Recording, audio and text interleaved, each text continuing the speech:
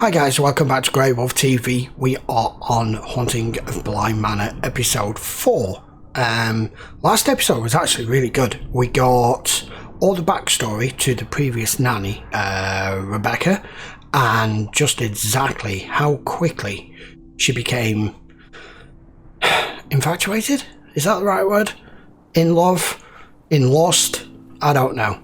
But she fell for this Peter Quint guy pretty quickly, and then, like all people that this guy is, it quickly started to turn, and within a matter of days he's starting being possessive, violent,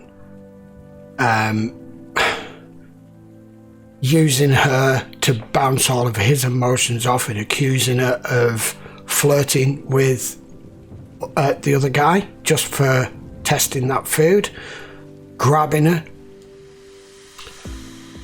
These men like this are, unfortunately, to a penny, there are a lot of them out there, and they are very clever at manipulating the situation and making them look to be the perfect guy while they're trying to hook you in, and then as soon as they have, they just flip on a switch. Now, I'm trying to work out, is he alive? Is he dead? Has he just done one with this money? We're not sure. I guess we'll find out at some point.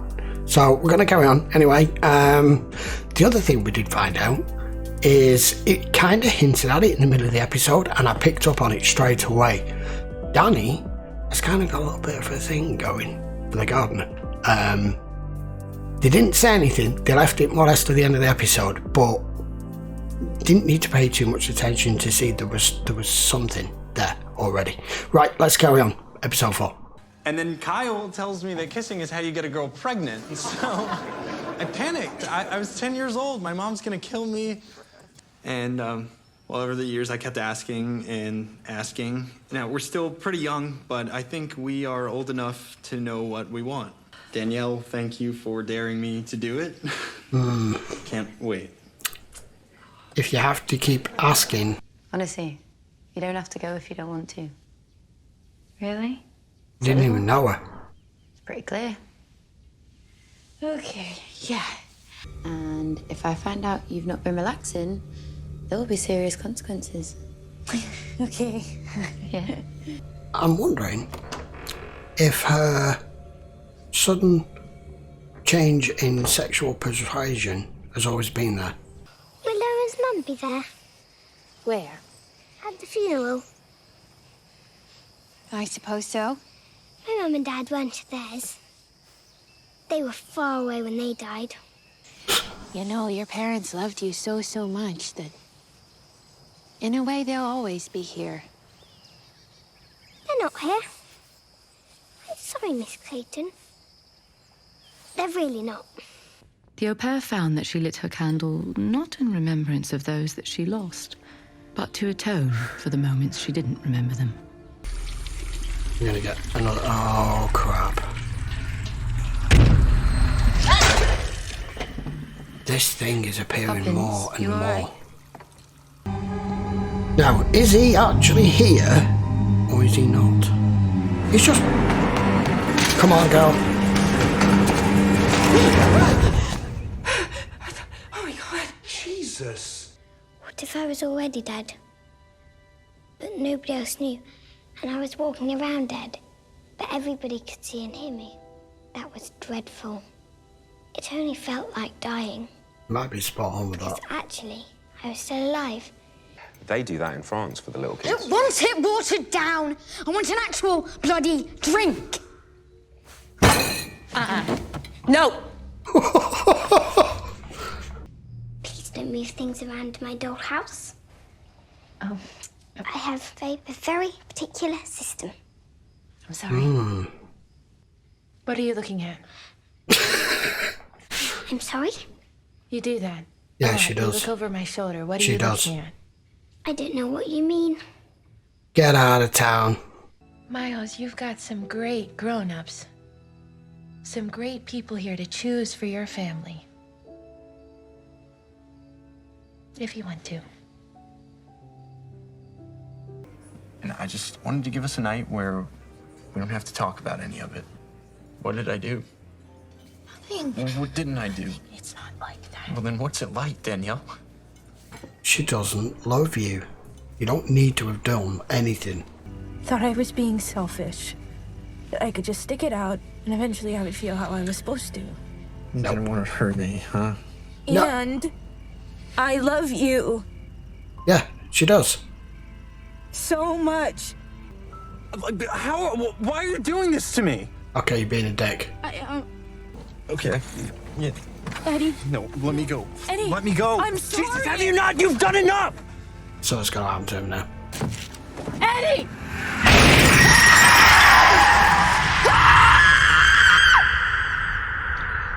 That's why he has no eyes. He does. It was a reflection of the car that hit him. In the really old days, they used to build giant bonfires at this time of year. Talk about the people they'd lost. Build a pile of old bones and burn away the shadows. Yeah. Because from here on in, the shadows get deeper. The nights get longer. We're heading into the dark and we have to hang on to each other. Lord and Lady Wingrave. Dominic and Charlotte. They were good people. Old-fashioned. Kind people. So they left out all the bad stuff. And all the good stuff. That's They what didn't say funerals how are. funny she was. They're not for the person who's died, they're for the people who survived it. And she loved me so hard. It hurt. She was my anchor. And then I suppose she was my burden. I'm so sorry, Danielle. He was a wonderful young man, and you were a lovely couple. No, that's not fair. He's haunting her for it, isn't he? Blaming her. I'm so sorry. I'm so sorry. Does she ever tell anyone? She'd chosen someone to keep close to her that she could feel tired around. Chosen someone who might help her burn away the shadows. Told you about my fiance earlier, didn't I? Oh, you did? Yeah. I was, hoping we'd, get round to that one. Yeah. And sometimes it's like, I see him. I've never told anybody that. I'm so sorry. We were about to break up. We had broken up. I'd broken up, I guess. Is he here now? I know what it feels like. You're not I crazy. feel like you can't. There you go.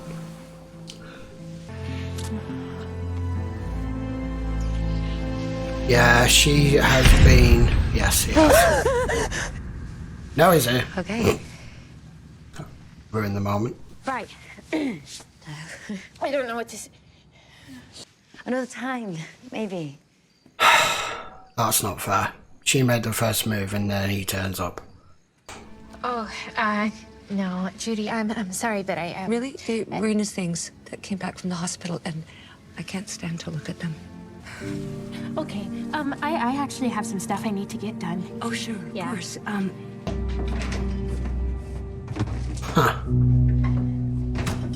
This dollhouse is significant. Miss Clayton? I think I know why. Miles? Oh, shit. Okay, let's get you two back to bed. Not just yet. I'm quite frightened. It was a horrible dream. Well, you should be in bed. And I was reaching out, and it knew my name, and it said it wanted to do awful things. And I had bones for hands. Can he see That's it? awful. Let's get you two back to bed, okay? Just a minute.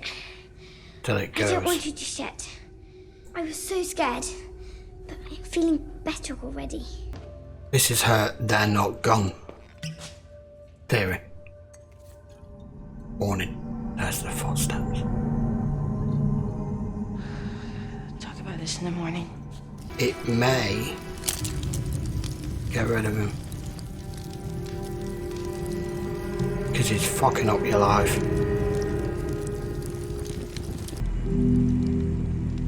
It's just you and me then. Leave her alone. Go be at peace.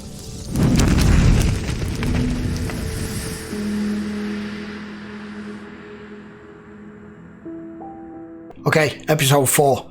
Another really good episode. More backstory, more filling in of our character. This time it was Danny. I've been wanting to know because we got to see him right at the very beginning, and it slowly showed just a little bit more of him and a little bit more defined. To begin with, it was a very dark shadow in the back, just with those what looked like headlamps. I thought they looked like headlamps. We now know why they look like headlamps. They are. It's the reflection of the glasses when he stormed off, got out the car, and just didn't look where he was going. That's your own fault. Right. First of all, I apologise thinking that they were married. I was trying to tell you in commentary, because it was showing her in a wedding dress and him talking with everyone there at the table, as you would be, as you've just got married. Except I'm forgetting at this point we're in America and y'all have this fascination and obsession with practicing a wedding. It's completely alien to British people and probably a lot of other cultures as well. I don't see why you have to have a rehearsal. If you need to rehearse something, then don't do it. Not something like this. So I apologise. So it got to the point where she was going to lay him down at the meal. And as usual, you get the response that you would get with a lot of people, where I know they're hurting, they're in pain, they don't understand what they've done wrong, they're trying to figure out what's changed. Is it you? Is it them? Is it the relationship? But it was fairly obvious that she just wasn't that into him. She loves him, but what I don't think he has ever understood, even from being a kid, was it said on that poster, childhood sweethearts. No, childhood friends. There's a difference. And you mistook being in the friend zone for being somebody that she doesn't love, but somebody she's in love with. Bad mistake. It happens. And couldn't handle the rejection. He should have just said, get out the car or I'll drop you home. Go home, drink a bottle of whiskey, smoke some cigarettes, do whatever it is you need to do and learn to deal and to cope with the rejection, not storm off. It's the same as having an argument with your partner or your girlfriend or your boyfriend or whatever and storming out, get your car keys, going out in the car. Worst mistake you could ever make, because you can't concentrate on that when your emotions are so heightened. Anyway, now we know who this person is. I don't know why she sees him. It's clearly nothing to do with any of them here at the house, because this was going on from literally the moment they were at the wake and the funeral. He appeared straight away. So is that her? Is that him? I don't know. I don't have that kind of information from it yet. But I did get the hint of her wants and likes of the female kind right from the girl who was zipping up her dress, who put a hand on her back. I would place money on the fact that that person is somebody she was already involved with or had been involved with. It's just... Before we knew it all, I said, when he said, well, I kept asking and asking and asking, and eventually he said yes. That's like a kid just pestering a parent for some sweets until eventually they wear the parent down and they go, for God's sake, I'll just give you some sweets to shut you up. Same thing. If you have to keep asking, you're never going to get the answer you want. And if you one day surprisingly get the answer, it's for your benefit. I still don't know about the other woman. Still think she's dead. She did see Peter again. Now then, coming to what's more or less happened at the end. This dollhouse is significant. These dolls are significant. What she's doing exactly, I don't know. Whether it's her that's doing all of this or the dollhouse is there to prevent, as a preventative measure, I'm not sure. But the minute she saw that Danny was in a different room in the dollhouse with that thing with its hands around her, they were up and going and finding her and warning her straight away, and you can see the damn thing. Anyway, maybe jump as well. It shouldn't have done. I should have been expecting it. But it didn't make me as jump as much as that one that did in the previous episode when I did actually lift off the chair. Right, what else? I think that'll do for now. And we'll be back with episode 5 soon. We don't know any more about Peter Quinn. No, Peter... I've forgotten his surname now. Anyway, Peter. We didn't get any more there other than him appearing and then it not being him at the door. I think he's dead too. I think this girl, Sixth Sense time, I see dead people. But it's not just her. The little girl, I'm not so sure about the boy, but the little girl is definitely seeing spirits because she never looks directly at you. She's always looking slightly to the side of you, and she picked up on it this episode and actually asked her about it, and she's, I don't know what you're talking about. Of course you don't. Right, by all means post your comments down below, see what you think of my theories, especially for those of you that might see further on, but no spoilers please. Okay, don't forget it will be available if you want to watch it in full over on Patreon, and it's also available to the channel members. All you need to do is check out the link in the description or click on the join button and it will give you more details there. That's enough of the self-plug. See you for episode 5 next. Till then guys, thanks a lot for watching. Take care.